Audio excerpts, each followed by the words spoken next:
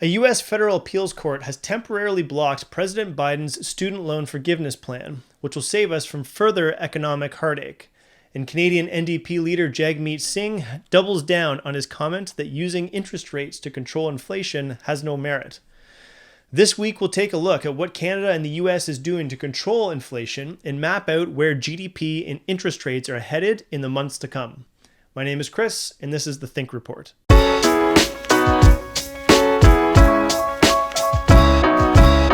A U.S. federal appeals court has temporarily blocked President Biden's student loan forgiveness plan. I mentioned last week how unfair this would be to any students who saved and did not have debt or worked through university to pay for school.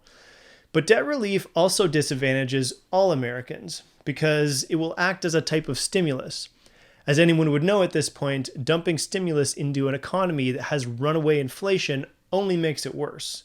It's like pouring gas on a fire. This is my first criticism of this plan. Injecting $400 billion back into the U.S. economy would effectively undo all the economic slowdown that the interest rate increases have begun to do. The economy is currently staring down the barrel of an overnight rate of up to 5%.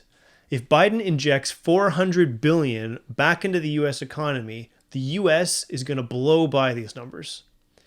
Economic strategist Lynn Alden does a great job of summarizing our current economic state, where the U.S. just pumped $1.9 billion in COVID stimulus into the economy.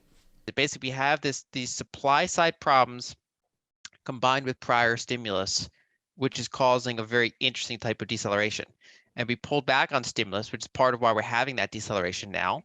But the inflationary effects are still there from it and other factors. I explained this in a previous video. When a country pumps money, i.e. stimulus, into the economy, people and businesses spend it, which drives up prices. But if there are supply chain problems as well, it drives up prices even further.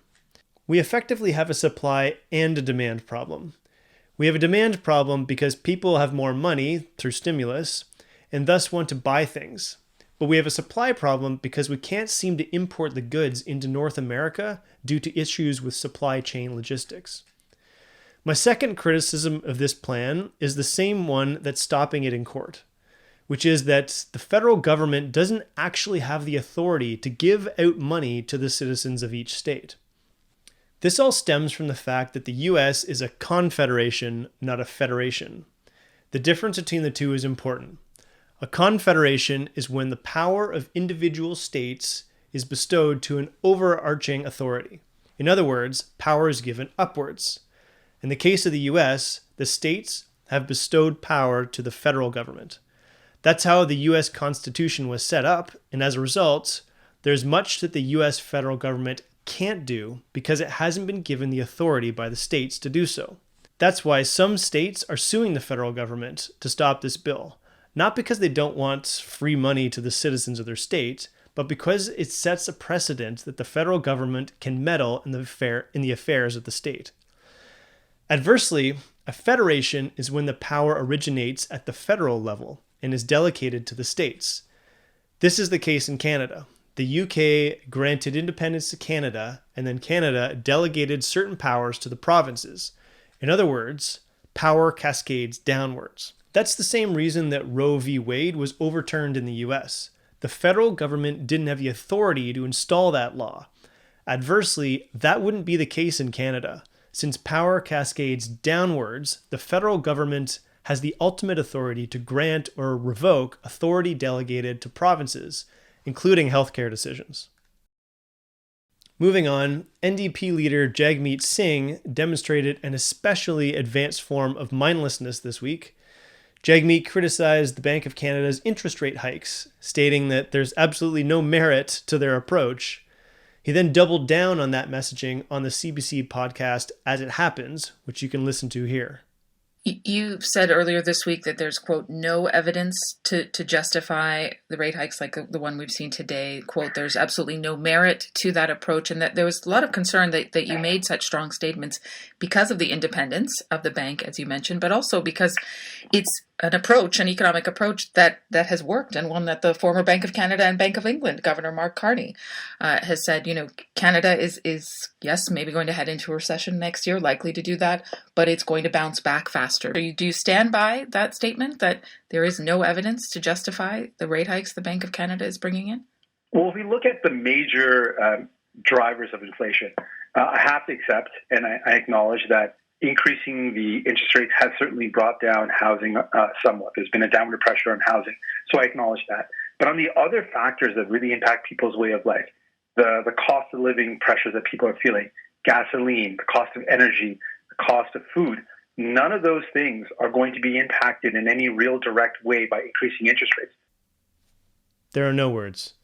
How does someone running the Canadian economy not think that interest rates affect groceries? What about the mortgage that the grocery store has? What about the inventory? Grocery stores have millions and millions of dollars in inventory. They don't just buy that with pocket change. The inventory is purchased on credit, which becomes more expensive as interest rates increase.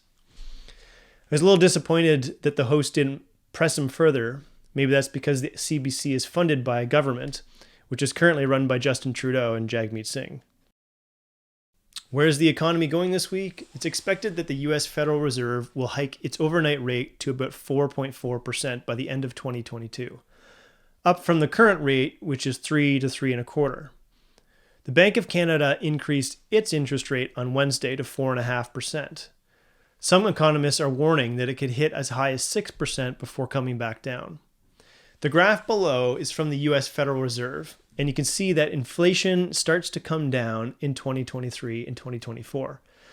However, they don't foresee inflation reaching their 2% target until 2025. Similarly, we're hitting a predicted low point in GDP in 2022, which is the measure of our economic health. The Federal Reserve predicts that we'll see an increase in 2023 and 2024. However, it is important to note that they don't predict that growth will return to pre-pandemic levels.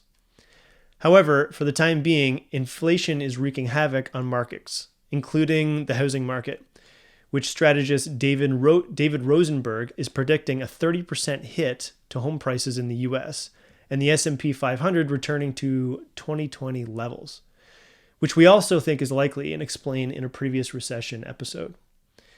This presents problems for the US and Canada. For mortgage holders in the US with adjustable rate mortgages, this may put them beyond a reasonable gross debt service ratio. This is a metric that demonstrates if you're able to pay your debt. This will squeeze US household budgets and increase the risk of mortgage default. In Canada, Canadians have already reached what is called a trigger point, where variable rate mortgage payments are no longer paying down the principal of the mortgage, which effectively means that their mortgage is growing. Although variable rate mortgage payments do increase when the Bank of Canada increases rates, they don't increase enough. It's not a one-to-one increase. The result is that there is a portion of interest that is not being paid, and instead it's being added back to the principal, thus growing the mortgage. It appears that we're about halfway to the bottom, and we should start to see some growth in 2023.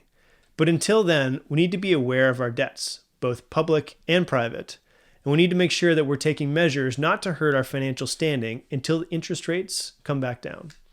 Think about that.